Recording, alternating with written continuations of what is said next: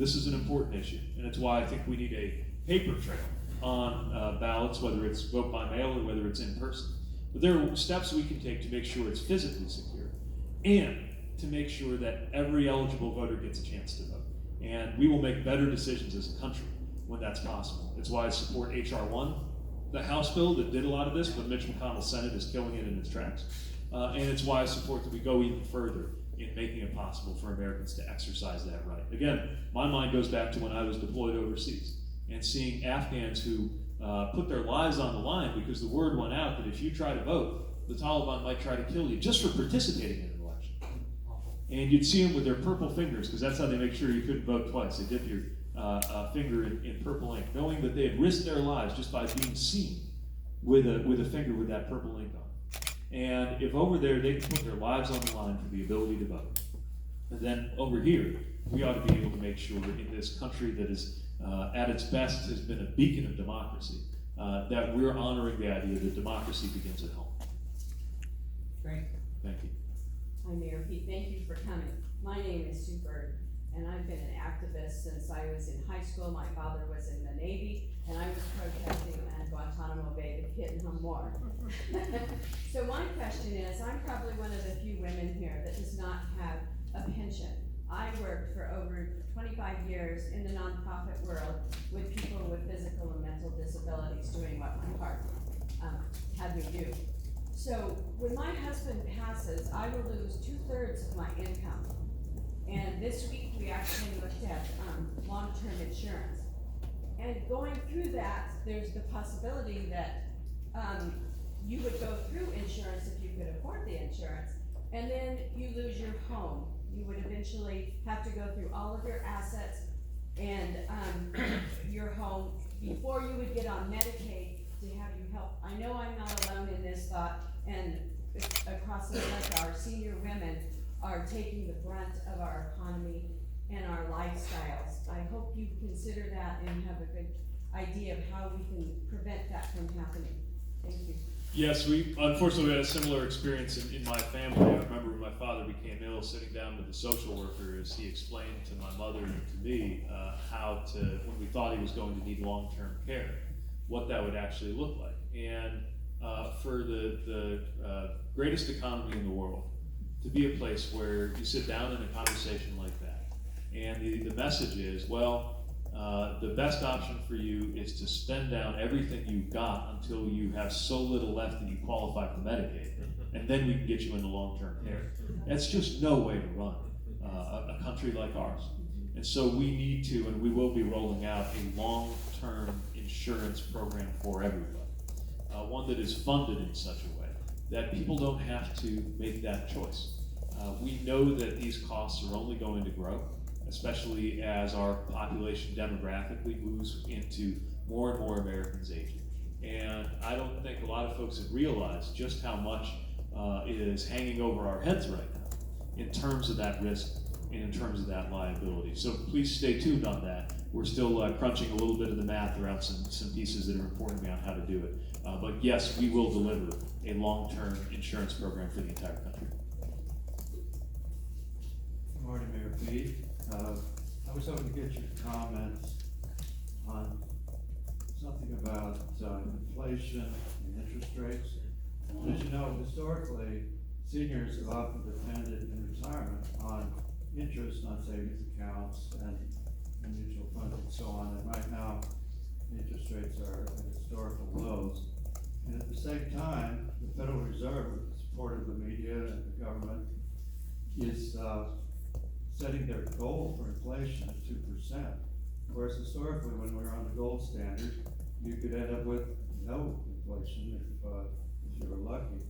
So we have a situation where right now, the goal inflation rate is 2% and interest rates are less than that. So even if you have your hard-earned savings in a savings account, you're still losing even after your interest rates.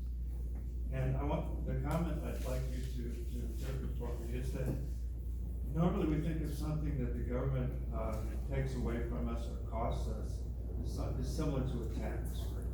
So one way I look at inflation is that if I have a $1,000 in my account, and at the end of the year, it's worth 2% less, that money has been taken away from me.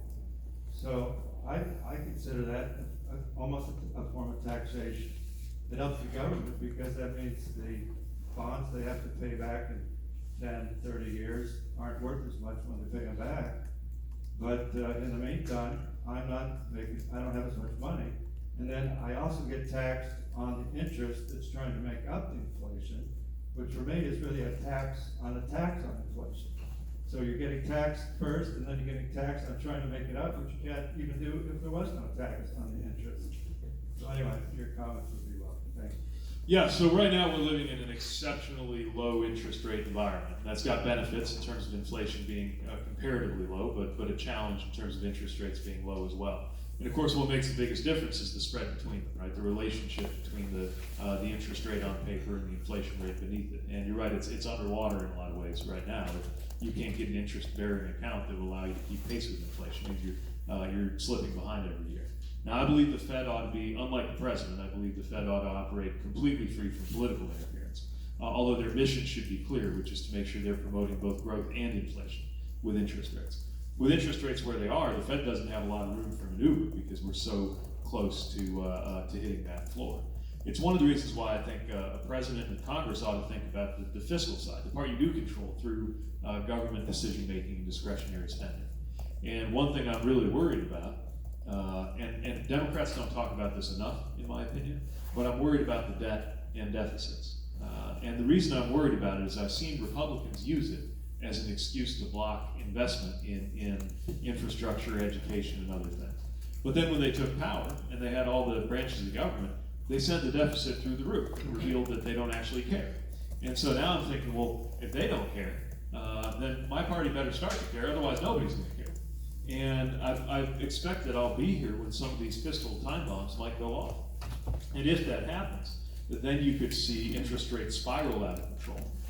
But inflation rates perhaps overtake it with an even greater spread than the one you're describing right now. And so I think this is an obligation. It's not glamorous. It's not sexy stuff. I don't get a lot of hot takes on cable about monetary policy. But what I will say is that in terms of fiscal policy, we've got to act responsibly now. And it's one reason why one difference in our campaign is every promise I make on things we want to invest in. And we're calling for some big investments on climate, on education, on health, and other areas. We're never going to promise something that we don't have a plan to pay for, because we also need to make sure everything we do either contains or reduces that national debt so that we never get into an environment where the relationship of interest rates and inflation that you're talking about spirals beyond the control of either the Fed or the Congress. Thank you. Mayor Pete, thank you for coming to Southern Nevada. I'm a retired teacher and school administrator, Angela Broker. And my question is, as the Democratic president, which is going to happen, what can you do, or what will you do to solve the obstructionism in Congress? Because we cannot encourage young people to vote when they don't feel like anything's going to get done that will affect them. And you refer to Mitch McConnell, but it's been both sides. During the Obama administration, obstructionism. Now, again, obstructionism. Nothing gets done. Congress has an approval rating in what would be considered an F if you were grading them. That's right. So I've got two answers, one more satisfying than the other. But first, let's look at where we are. I mean, the House has passed that democracy promotion measure we talked about, H.R. 1, a higher minimum wage, universal background checks on guns, things that the American people want that we need to do, and the Senate just kills it in its tracks. Now, the good news, I believe, for me as a future Democratic president, is that these things that I'm proposing are also supported by a majority of Americans, whether it's a higher wage, protecting Social Security, delivering health care coverage for everybody, paid family leave, even areas where my party's been on defense in the past, like immigration or gun safety. Right now, the American people are with us. And so that means to me that a very good use of my time and of that big airplane that comes with the Oval Office is to take it into the home district or state of anyone from Capitol Hill who's creating an obstruction and remind their voters of the daylight between them and what they want to see and the person they sent to Washington to represent them. And I think that can have a powerful effect on the conscience of a legislator who's standing in the way. And I use the word conscience with a bit of tongue-in-cheek because, I think what we're finding right now is that to be reunited with their conscience, what a lot of these legislators really need to see is the fear of losing power, which will happen in a democracy if the president effectively makes the case to their voters. So that's the second most satisfying answer. The most satisfying answer to me is for folks like Mitch McConnell not to be in the majority in the Senate anymore. And as a candidate with coattails, I hope to be able to deliver that reality in the future. Thank you. Thanks.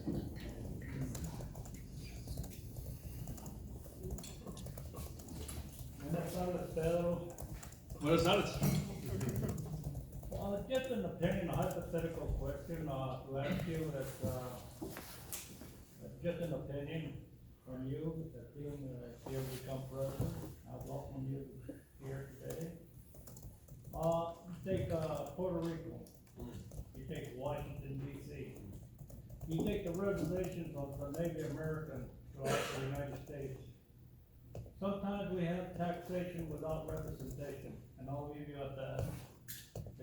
You're right. And one thing that I have called for, again, in the theme of making our democracy more of a democracy, is better representation. Now, when it comes to tribal land, I think the most important thing is to establish and endorse the idea of sovereignty. We learned this in Indiana. I know a lot of folks won't think of my part of the Midwest when they think about Indian country, but actually the first time we had federally recognized Indian country in the state of Indiana was right in the city limits of South Bend, working with the Buttigieg band of Potawatomi Indians. And in that process of getting that land recognized, I learned a lot about sovereignty, and there are several reforms we need to make in order to make sure that tribal land really is sovereign and is respected. I'm glad you raised D.C. and Puerto Rico too. People in Washington, D.C. have the same problems that we do. They have the same challenges. By the way, I don't know if folks know this. If the District of Columbia were a state, it would have the highest proportion of African American voters anywhere in the country, which I'm afraid just might explain part of why Washington has been slow to, Washington, Capitol Hill, Washington, has been slow to recognize the people of Washington and give them a vote. It makes no sense that our fellow U.S. citizens, our fellow Americans, don't have a voting House member or senators, and I believe that we should establish statehood for the District of Columbia. And as regards Puerto Rico, of course, that decision is up to the people of Puerto Rico, but if they make that decision, we should welcome them. And we shouldn't have to wait for that to at least have electoral votes, because I think if we had electoral votes for Puerto Rico, we would not have seen the shameful delays in the response to Hurricane Maria. Often these questions come down to power and representation. And if we really want to be a democracy, we've got to make sure our fellow U.S. citizens enjoy adequate representation on Capitol Hill.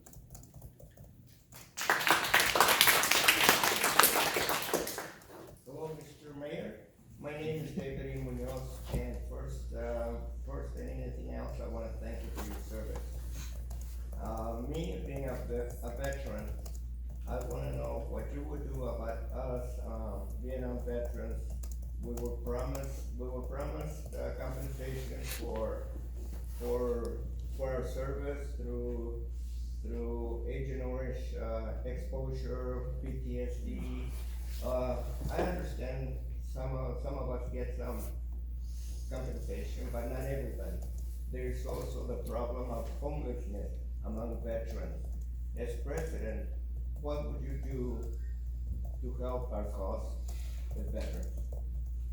Well, first of all, I want to acknowledge that I'm very mindful that I served at a time when Americans had begun to figure out the difference between how they feel about a policy and how they treat the troops who were ordered to carry out that policy. And I'm very mindful that for your generation and for anybody else here who served in a different time, that you didn't get that same regard. And when I came home, it was all balloons and applause. And I'm sorry that was not the case, and want to offer you a belated thank you and welcome home. to you and to everybody who served in that. And you're right, with the idea of health care for veterans, that's not a favor, that's America keeping a promise. You kept up your part of the promise, veterans did, and America needs to do the same. It's why we need to protect the VA from privatization. It's why we need to invest in the treatment of things like Agent Orange. It's why we need to extend what we've learned as a society about mental health and post-traumatic stress to previous generations that we didn't even have a name for it when folks came home with these things, and they're very much service-connected. And it's why we need to recognize the service of those who had sometimes bad paper discharges over issues that were directly connected to things that happened to them while they were in uniform.